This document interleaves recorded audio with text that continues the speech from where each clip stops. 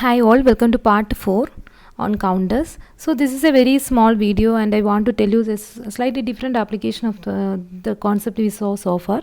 The T flip-flop, you already seen that when you are connecting on T flip-flop, in toggle mode, whatever be the input frequency, the output of the flip-flop will be dividing that input frequency by 2, right? Or it is doing some kind of counting.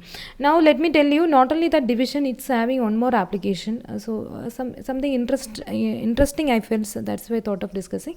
If you want, you can skip this video even because it's something deviating actually, but it's good to know that. Okay, so it's a very simple concept.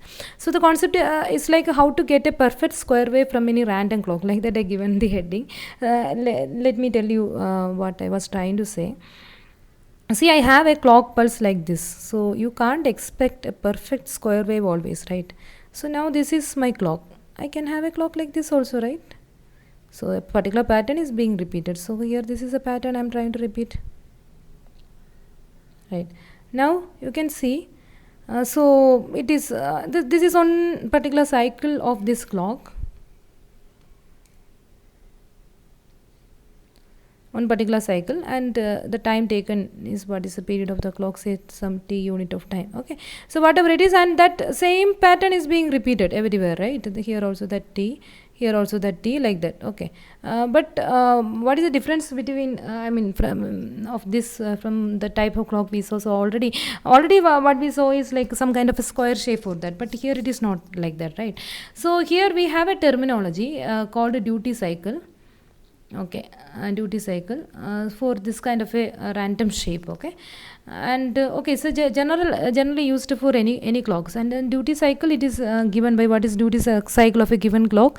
It's given as a formulation like on period of the clock divided by its time period, like that. Okay, so let me take as an example. For example, let the time period of this particular clock be some 6 nanosecond something. Okay, so some value I am taking, so that you can see that the particular one is on. So this is a on period, right? On period is actually this duration. Out of this 6, let it be some 4 nanosecond, right? And so that this small thing will be some 2 nanosecond. So that is its off period. Okay, so that kind of a cycle I am having. So what is its duty cycle? If I am asking you, you have to answer like how long it is on. It is on for 4 nanosecond of time out of the total period, that is 6 nanosecond of time. So the duty cycle of this particular thing is 2 by 3, like that. Okay, it's you will get some value around 60%. Yeah, the value around 66%, 6.66, like that you will get. Okay, anyway, you got it right. So this is the meaning of duty cycle. Now if I am having a so what is a perfect square wave? That is my question. So that is what we needed, right? Perfect square wave means what? So what we need is like this kind of a shape, right? It's, square wave we want. We don't want something like this, so that it's on period and off period both are same, right? That is a perfect square wave. That is nothing but on period equal to off period. So that if you calculate its duty cycle, you will get it like duty cycle equal to some on period is equal to off period is equal to some x unit of time. So that on period divided by the total time period is the duty cycle, and on period is x, so the total time period is on plus off, that is 2x. So it is something like 1 by 2, that is 50%. So if I have a clock cycle or a waveform with the 50% duty cycle, it is nothing but a square wave. So square wave or perfect square wave is what for it's one which is having on period and off period. Now the question is, given any random signal wave like this, can I get the square wave as the output? Perfect square wave as a cycle output, or a clock cycle with a duty cycle 50% as the output. So that is a question. It's very again a very nice application of that T flip-flop. So what you can do is the same T flip-flop you take, okay, and connect it in the toggle mode, so that this is one, and apply the clock. Now if you are looking at the clock, now you observe the output to Q. Okay, so now if you are seeing like your clock is not perfect, okay, something like this. You are expected to get a perfect square wave as the output clock, okay. So we will see that. Let's analyze it with the time period. So what I was trying to show, and let me take this particular clock, input to clock. So this is my input to clock, right? It's going like this.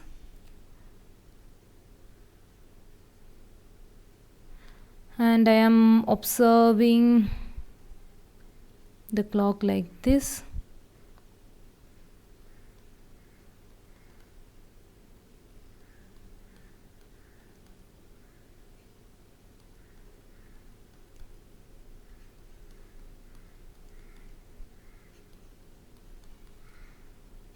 So this is the type of clock I applied, right? And let me observe what is my Q. And now what's happening here is the T flip-flop will do this toggling during rising edge of the clock, right? These are all the rising edges. And during this rising edge of the clock, suppose the Q is initially low, like we assumed so far, and during rising edge it is in the toggle mode, so that it will toggle to high. And it will continue this till the next clock triggering. And during the next clock triggering or the rising edge, again it will toggle and it will go like this. Again it will continue. Now it will toggle, continue. Now it will toggle, it will continue. Now it will toggle, it will continue. Now it will toggle. See, you are getting a perfect. It's not looking perfect square wave because I drawn like that. Okay, so that's a problem with. So by time period I didn't take uniform. So whatever it is, my assumption is like this one is T. And this one is also T, but there is a difference. So that is why. So here you will get T and T. So that the total time period will be this is T and this is also T. Okay, like that. So that the total time period will be 2T. So now the frequency is doubling actually. The time period is getting doubling. Frequency is getting half also. And simultaneously we are getting the perfect square wave also. So the square wave is now of 2 times the input frequency, and it is perfect square wave also, right? So if this is of 2T, if this is T, like that. So if this is of F hertz, this will be of F by 2 hertz. So what is the conclusion? This is another slightly different application of T flip-flop. So T flip-flop, if you connect it like this, it can produce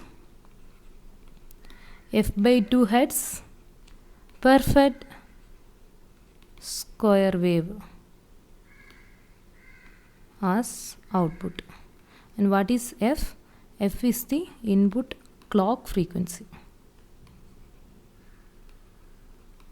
T flip-flop in toggle mode. Let me write that also. Then only it will work like this. Yeah. So that is the a slightly small application, but I find it interesting. That is why I discussed. Okay. Yeah. Thanks for watching. We will see the generalized concept in the next video.